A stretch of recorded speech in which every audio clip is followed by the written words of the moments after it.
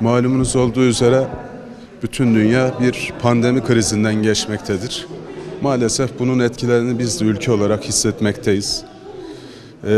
Ama inşallah bu günlerin gelip geçeceğine inanıyoruz. Nitekim aşı çalışmalarıyla ilgili müjdeli haberler duyuyoruz.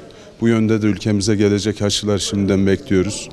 Biz Malatya İl Milli Eğitim Müdürlüğü olarak geçen sene de Önder Derneğimizle beraber böyle bir girişimde bulunmuştuk. Bu sene de geçen haftadan itibaren Önder İmam Hatip Derneklerimiz ve Malatya İl Milli Eğitim Müdürlüğümüz ve Kızılay'ımızın iştirakleriyle okullarımızda kan bağış kampanyası başlattık. İyilik kanımızda var başlıklı bir sloganımızla bu kampanyayı başlattık. Hayırlara vesile olur inşallah. Evet, iyilik kanımızda var diyoruz. Önderler, İmam Hatipler olarak Din Öğretim Genel Müdürlüğü, İl Milli Eğitim Müdürlüğü olarak Malatya'da ihtiyaç olan kanı taze olarak halkımızın menfaatine sunmak için yapılan bir faaliyet. Malatya'da 9 tane okulumuzda, 9 merkezi okulumuzda, diğer imam hatiplerimiz ve okullarımıza destek veriyor. Turgut Özal Kız İmam Hatip Lisesi. İnşallah bugün ihtiyacımız olan kanı fazlasıyla bulacağız. Kan bağışı zaten pandemi ortamında her zaman için kan lazım. Bu ortamda insanlarımız evden çıkamıyor. Her an lazım olabilecek şekilde. İnşallah ihtiyacımız olan kan fazlasıyla yerine getirilecektir. Bugün başkasına, yarın başkasının bize kan bağışı inşallah hayatımıza hayat katacaktır. Herkesin kan bağışında, iyilik bağışında bulunması toplumsal birliktelik, beraberlik için çok iyi olacaktır. Türkiye'de Kızılay kan stoklarının azalmasıyla birlikte ulusal anlamda kamu, sivil toplum ve Kızılay'ımızla birlikte işbirliği içerisinde iyilik kanımızda var sloganıyla biz de Malatya'da bu çağrıya ses vererek 9 okulumuzla işbirliği içerisinde bu kampanyaya destek olduk. Amaç toplumsal bir duyarlılık oluşturmak, bir farkındalık oluşturmak, kan bağışını teşviki sağlamak. Nihayetinde hasta kan ihtiyacı hasıl olduğu zaman acil kan ihtiyaçlarının tedarik edilmesi lazım. Bu manada stoklarımızın da dolu olması gerekir.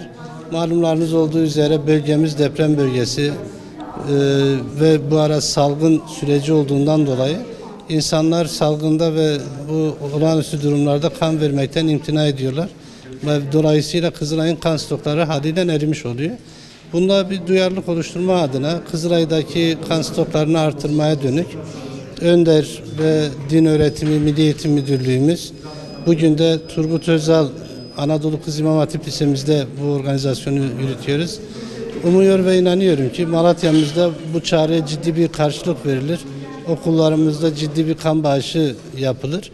Burada oluşacak taleplerin karşılanması nihayetinde Malatya'daki hastalarımıza kullanılacak, bölgemizdeki hastalarımıza kullanılacak kan olacaktır.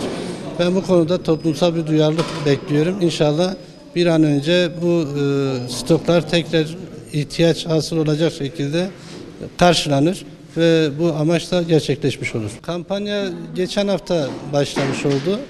2 okulumuz geçen hafta bu kampanya kapsamında Selahattin Eyyubi ve Merkez Malatya Anadolu İmam Hatip Lisemizde kampanyaya başlamış olduk. Bugün buradayız. Yarın Yeşilyurt İmam Hatip Lisesi'ndeyiz. Ondan sonraki gün Necip Fazıl İmam Hatip'te böyle devam edecek. Toplamda 9 okulumuzda bu kampanyada bir çalışma var. Geçen 2 okulumuzda takriben 70 civarında bir kan bağışı sağlanmış oldu. Her bir okulumuzda trend gittikçe yükseliyor. Bir sonraki okul bir önceki okulu geçmiş oluyor.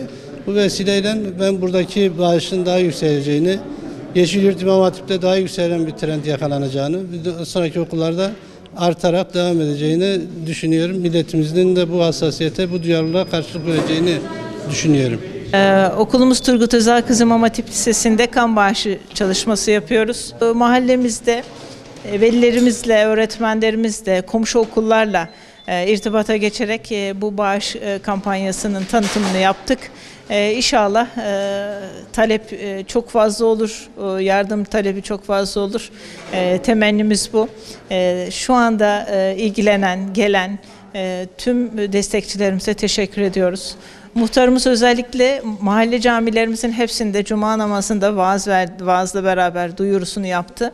Sağ olsunlar, var olsunlar. İnşallah mahallemizden desteğimizi alacağız ve bizim de bu pandemi sürecinde ihtiyacı giderme konusunda bir nebze faydamız olursa ne mutlu bize diyoruz. Teşekkür ediyoruz. Sağ olun, var olun.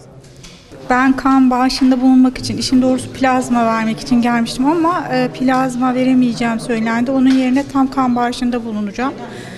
Önemli, yani bir insanın ihtiyacının olduğunu düşünerek hareket etmek gerekiyor.